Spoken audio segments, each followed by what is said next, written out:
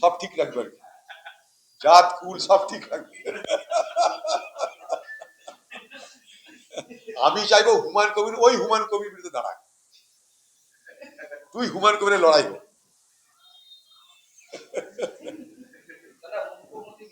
Police officer হিসাবে যে কুখ্যাতি কুড়িয়ে গেছে এই হুমায়ুন কবির, আর আরেক হুমায়ুন কবির যে ময়দানে উঠছে, তুই হুমায়ুন কবিরের লড়াই।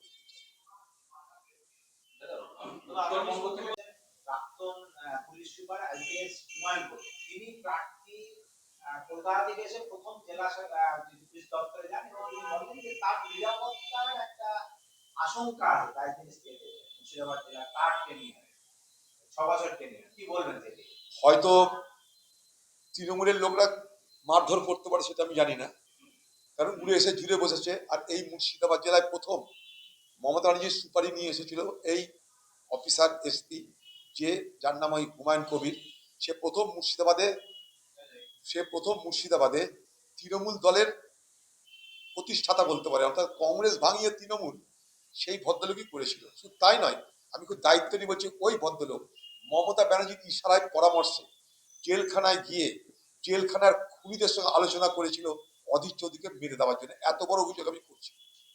জেলখানায় গিয়ে সেই সময় খুনিদের সঙ্গে তার ইন্টারভিউ হতো, তাদেরকে পরামর্শ দেওয়া হতো, প্রলোভন দেখানো হতো, তোমাদেরকে জেল থেকে বার করে দিব, খুন করে আবার ঢুকে যাওয়ার ব্যবস্থা করে দেবো, অধীর চৌধুরীকে মেরে দিতে হবে। অধীর চৌধুরীকে মেরে মানে খুন করে দিতে হবে।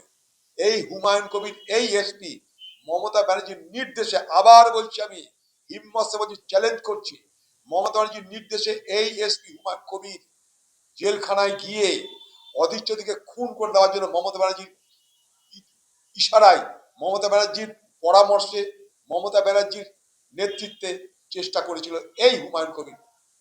এই হুমায়ুন কবির প্রথম মুর্শিদাবাদ জেলায় কংগ্রেসের ভাঙন ধরেছিল ভয় দেখিয়ে। ওদিকে আজকের সুতি খড়গ্রাম সব এই লোকটার কাজ। তারপরে তাকে পুরস্কার দিল কোথায়? মেদিনীপুরে। এই একটা খাতারনাক পুলিশ অফিসার ছিল, বহু লোকের বহু ক্ষতি করেছে, তাই তার ভয় যাদের ক্ষতি করেছে তারা আবার কেলাবে না তো, ক্যালারির ভয়ে নিরাপত্তা চাইছে। হ্যাঁ, এই তো পানি কেসের জনক, নটোরিয়াস একটা police officer, notorious police officer. কত পরিবারকে খতম করেছে, কত পরিবারকে ধ্বংস করেছে এই পুলিশ অফিসার হুমায়ুন কবির। তার ইয়ত্তা নাই। আমাকে খুন করতে চেয়েছিল, মমতা ব্যানার্জির নির্দেশে ইশারায় জেলখানায় খুনিদের সঙ্গে কন্ট্যাক্ট করে।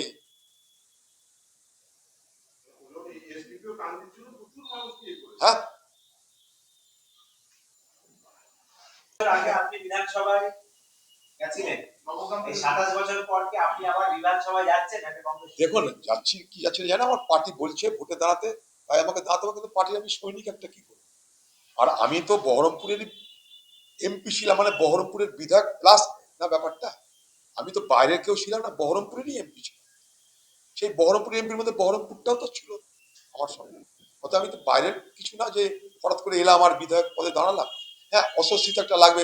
এতদিন একটা ভাবে রাজনীতি করেছি, এতদিন একটা হয়ে এমপি ভোট করেছি, হঠাৎ করে এমএলএ ভোট করতে হয়তো হতে পারে, কারণ আমার পার্টি সেরকম চাইছে।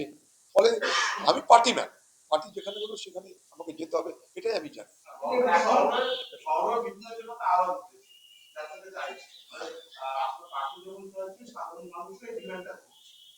যদি সাধারণ মানুষ আমাকে চাই, আমি নিজেকে ভাগ্যবান বলে মনে করব, কারণ এটা এত বড় স্বীকৃতি হয় না যে মানুষ চাইছে তাই কেউ দাঁড়াচ্ছে। এটা একটা, আমি মনে করি একটা রাজনৈতিক জীবনে এটা আমার কাছে একটা নোবেল পুরস্কার পাওয়ার মতন ব্যাপার, এটা হয় না।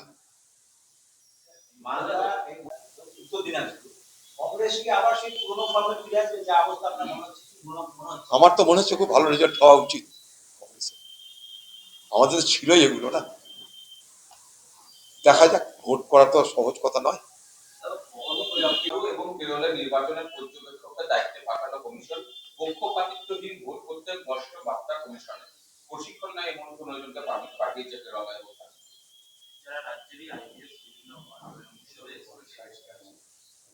দেখুন, আমরা সবাই জানি যে পশ্চিমবঙ্গের যে জেলাতেই এসপি বা ডিএম যারা নিয়োগ হয়, তাদেরকে আগে একটা জিনিস কোষ্ঠীপত্রের প্রমাণ করে দিতে হয় যে তারা সব নির্ভেজাল তৃণমূল সরকারের দালালি করবে, তাতে কোনো নিরপেক্ষতা বলে কিছু থাকে না।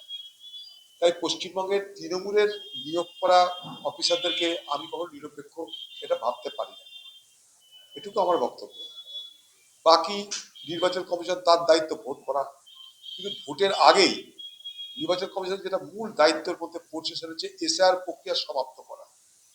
লক্ষ লক্ষ মানুষ যদি ভোট প্রক্রিয়া থেকে দূরে থাকে, বঞ্চিত থাকে, তাহলে নির্বাচন প্রকৃত অর্থে নির্বাচন হতে পারে না বলে আমি মনে করি না। আর এ বাংলায় এই জটিলতা সৃষ্টির জন্য যেমন নির্বাচন কমিশন একদিকে দায়ী, ঠিক আরেকদিকে পশ্চিমবঙ্গ সরকার সমানভাবে দায়ী। পরিকল্পিতভাবে একদিকে নির্বাচন কমিশন, আরেকদিকে রাজ্য সরকার, তারা এসআর প্রক্রিয়াটাকে জটিল থেকে জটিলতর করেছে। কারণ পশ্চিমবঙ্গের মুখ্যমন্ত্রী বুঝে গিয়েছিল যে পশ্চিমবঙ্গের সরকারের বিরুদ্ধে, যেটাকে আমরা বলি সরকার বিরোধী মানুষের মতামত, সেটা যখন বৃদ্ধি পাচ্ছিল, সব কিছুকে ঢেকে দেওয়ার জন্য এসআর কে অস্ত্র হিসেবে ব্যবহার করতে তারা সুযোগ পাচ্ছে। অথচ মানুষকে এটা বুঝতে হবে যে নির্বাচন কমিশন এবং তার পাশাপাশি পশ্চিমবঙ্গ সরকার এবং তার প্রশাসন সমানভাবে কিন্তু দায়ী। নির্বাচন কমিশন, বাংলার প্রশাসন মমতা ব্যানার্জির নেতৃত্বে সমানভাবে এসআর প্রক্রিয়াকে জটিল থেকে জটিলতর করেছে এবং কষ্টতর থেকে কষ্টতম করেছে। 4 দিনের শুনানি শেষ হয়েছে। চলতি সপ্তাহে অতিরিক্ত তালিকা প্রকাশ করবে কমিশন। 8 লাখ তার মধ্যে নাম বাদ যায়। কত বাদ যাচ্ছে? 8 লাখ। 23 লক্ষ যে শুনানি হয়েছে তার মধ্যে 8 লাখ বাদ গেছে। অনুমান। দেখুন, আমি আবার বলছি, বৈধ ভোটার নাম যদি বাদ যায় সেটা কখনো তো কাম্য হতে পারে না। সে 8 লাখ কারা? এর আগে তার ড্রাফট লিস্টে ছিল, তখন কারা করেছিল তাদেরকে বৈধ? তাদের বিচার হবে না? যারা বৈধ ভোটার তাদের বিচার হবে কি করে? তারা কেন বঞ্চিত হবে? যারা ভুলগুলো করলো, যাদের জন্য তাদের ভোটার অধিকার চলে যাচ্ছে, তারা কারা সেটা তো খুঁজে বের করা দরকার। বলছিলেন যে একটা কিছু এবার নির্বাচন কমিশন বলছে একটা কি হতে পারে যে কোথাও কোনো লয়ানার প্রবলেমের কথা আশঙ্কা করছেন, কোথাও ভোটের আগে কি আবার সাম্প্রদায়িক কোনো সমস্যার মমতা ব্যানার্জি যদি সাম্প্রদায়িক দাঙ্গা করে, মমতা ব্যানার্জি নিজে করবে। আপনারা জানেন যে মমতা ব্যানার্জি নিজে আমাকে হারানোর জন্য শক্তি করে দাঙ্গা করেছিল, তার দলের এমএলএ সেটা স্বীকার করেছে। এই মমতা ব্যানার্জি দাঙ্গা করানোর জন্য পশ্চিমবঙ্গে উস্কানি দিচ্ছে। একটা সম্প্রদায় যদি এক হয়ে যায়, বাকি সব হাওয়া হয়ে যাবে। সেই 70 আর 30-এর খেলা মমতা ব্যানার্জি করবেই করবে। সাম্প্রদায়িক দাঙ্গা মমতা ব্যানার্জি করবার জন্য বসে আছে, উদ্গ্রীব হয়ে আছে, সুযোগ পেলেই করাবে। কারণ সাম্প্রদায়িক বিভাজন মমতা ব্যানার্জির জন্য সুবিধাজনক। এই এসআর কাণ্ডের পরেই সেটা সম্ভাবনা বাড়তে পারে।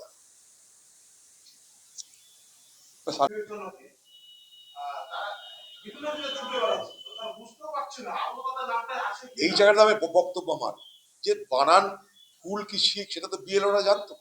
সেগুলো তো বিএলও মানে সরকারি অফিসার, পশ্চিমবঙ্গ সরকারের এআরও, এইআরও, ডিও সবাই জানতো। এই মহিলা দিল্লি গেল, সুপ্রিম কোর্টে গিয়ে আরো বিষয়টাকে ঘেটে দিয়ে বাহাদুরি করে আবার বিচারপতির হাতে তুলে দিল। বিচারপতি তারা বিচার করে যে লোককে জেল দেয়, না বেল দেয়। এখানে কি খেল করবে? আরো প্রক্রিয়া ধীরে আরো লম্বা হচ্ছে, আরো দীর্ঘ থেকে দীর্ঘতর হচ্ছে। এবং এই ঘটনা যে সম্পূর্ণ দায়ী মমতা ব্যানার্জি একদিকে, আরেকদিকে নির্বাচন কমিশনের। এবং সেই নির্বাচন কমিশন যাদের আঙুলে চলছে সে বিজেপি। খুব দায়িত্ব নিয়ে বলতে হবে এই কথা। পশ্চিমবঙ্গ সরকার, পশ্চিমবঙ্গের তৃণমূল ভোটের আগে কোনো ইস্যু পাচ্ছিল না, প্রচারে কোনো হাতিয়ার পাচ্ছিল না। SIR and no SIR, pro SIR, no SIR, এটা হলো একটা। যেমন আগে প্রো এনআরসি, নো এনআরসি হয়েছিল, ঠিক সেই খেলায় আবার নতুন করে পুনরাবৃত্তি।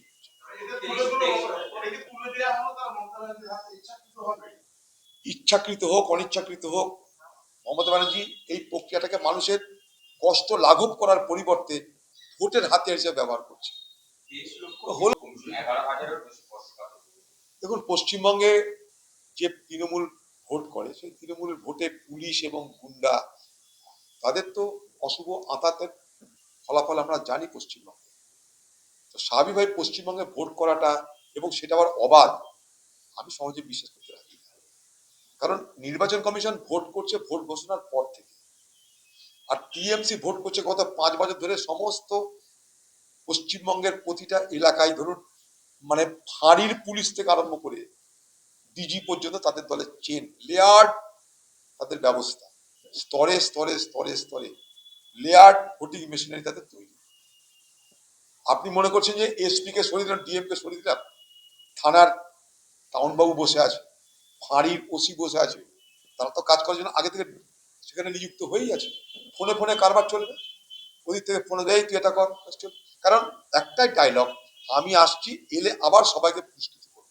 অতএব চামচাগিরি যেমন করছিল তেমন করো, যদি চামচাগিরি এদিক ওদিক হয় তাহলে আগামী দিনে শাস্তি পাবে। এটা কিন্তু একটা অদ্ভুত তাদের প্রচারে আছে। অতএব স্পর্শকাতর বুথ 11 কেন, সারা পশ্চিমবঙ্গের স্পর্শকাতর বলে মনে করি। কমিশন এই শুরু করে পরিচর্যাতে সরাচ্ছে এবং 400 বেশি ওসি এবং আইসিদের লিস্ট তৈরি আছে, তাদেরকে সরানোর আগামী দিনে একটা ট্রান্সফার করে সময় আছে। এই বছর কি মানে তৃণমূল অতটা সুবিধা পাবে আমরা? তা আমার এবার বক্তব্য যে 400 সরিয়ে কোন 400 আনবে, তাদের ক্রেডিবিলিটি কি আছে? কারণ পশ্চিমবঙ্গের পুলিশ প্রশাসনকে তো ক্ষতবিক্ষত করে দিয়েছে না, ক্যান্সারাস করে দিয়েছে, নিজের নিরপেক্ষতা রাখার ক্ষমতা কেড়ে নিয়েছে মমতা ব্যানার্জি। তা মনে করি 400 সরালাম, আর 400 নিরপেক্ষ অফিসার কোথা থেকে পাবো আমরা? আমার জানা নেই, এটা নির্বাচন কমিশন জানে। কারণ পশ্চিমবঙ্গ গোটা প্রশাসন ব্যবস্থায় ঘুম ধরে গেছে। এখানে সেই ট্রেনিংটাই নাই যে নিরপেক্ষ পুলিশ হতে হয়, সে ট্রেনিংটা আছে বলে আমার তো মনে হয় না। হ্যাঁ, তাদের মধ্যে নিশ্চয়ই কম বেশি আছে, আমি অস্বীকার করছি না, কিন্তু এটা কোনো রেডিক্যাল কোনো কিছু হয়ে যাচ্ছে আমি বলে বিশ্বাস করি না। গিরিশ পার্কের তৃণমূল বিজেপি হিংসার ঘটনায় হ্যাঁ, কেন ব্যবহার করা হয়নি কেন্দ্র বাহিনীকে, পুলিশের জমা দেওয়া রিপোর্টে অসন্তুষ্ট কমিশন সিপির কাছে ফের রিপোর্ট তলব, ইচ্ছাকৃত বাহিনীর ব্যবহার করছে না পুলিশ। দেখুন, পশ্চিমবঙ্গে ভোটের সময় বা অন্য কোনো সময় যারাই আসুক কেন্দ্রীয় বাহিনী থেকে বা যারাই আসুক, তারা কাদের দ্বারা পরিচালিত হবে? এই বহরমপুরের মনে করুন গোড়াবাজারের গলি, ওই দিল্লি থেকে যে এসছে অফিসার সে চেনেন, এখানকার কনস্টেবল চেনেন, এখানকার পুলিশ চেনেন। তা নির্ভর তো করতে হবে তাদেরকে পুলিশের উপরে। লোকাল পুলিশ থেকে যেরকম চালাবে তারা সেরকম চলবে। আর নেই, আর নেই, আর নেই। কে? চাপাতলা গ্রাম পঞ্চায়েত গাংনিয়া গ্রামে 178 নম্বর বুথে সভাপতি যেই হোক খুন, এটা অপরাধ, অন্যায়, এটা অপরাধ। খুন যেন না হয়, সে তৃণমূল পার্টি হোক, কংগ্রেস পার্টি হোক, বিজেপি পার্টি, বাংলায় যেন খুন খারাপই না হয়। সোজা কথা সোজাভাবে বলছি, বাংলা যেন খুন খারাপই না হয় কোথাও। এই বাংলায় এই সংস্কৃতি বন্ধ হোক, বাংলায় খুন খারাপির সংস্কৃতি বন্ধ হোক, আমরা তোমরা রাজনীতির সংস্কৃতি বন্ধ হোক। হয় আমাদের হতে হবে, নাহলে কারো হতে পারবি না, এই সংস্কৃতি ধ্বংস হোক বাংলায়। পানিহাটি থেকে বেশ কয়েকজন আইএসএফের এরা আহত হয়েছে। সেই অভিযোগ তুলে ঘটনাস্থলে গেলে তৃণমূল ওদেরকে মারধর করেছে। বোমা মারার অভিযোগ তৃণমূলেরই বিরুদ্ধে। বোমা তৃণমূল ছাড়া কে বাঁধবে বাংলায়?